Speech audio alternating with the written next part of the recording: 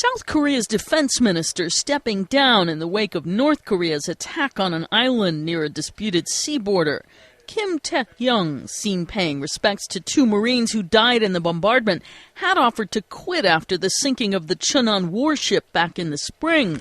But South Korea's president didn't accept his resignation until now. Lee Myung-bak held another emergency meeting on the situation Thursday.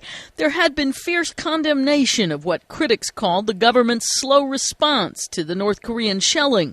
Lawmakers across the political spectrum have been demanding the minister's dismissal, as well as those of military leaders and some presidential aides. On Yeonpyeong Island itself, the destruction illustrated the ferociousness of the assault. Homes and businesses were destroyed. The walls that remained standing were left blackened. Only a hardy few residents stayed to root around in the rubble looking for personal belongings. Hundreds of others already have fled the destruction, gone to the mainland by ferry. Resident Byung Jae-soon had been worried by the North Korean shelling. I thought my house was burning. I thought it hit there, right next to my house. It cracked very quickly. I was sitting down here, right in front of the house.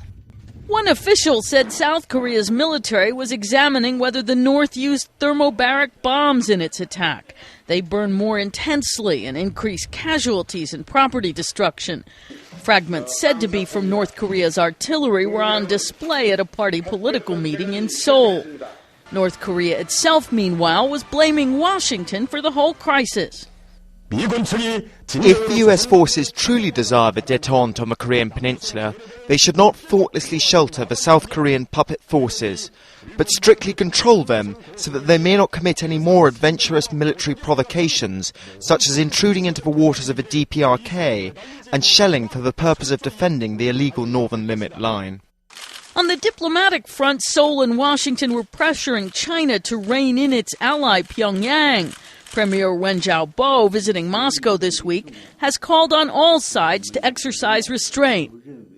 But with the U.S. and South Korea due to hold more joint military exercises in the Yellow Sea near the island starting Sunday, and North Korea warning of additional attacks if provoked, tensions in the region remain high. Karen Sloan, The Associated Press.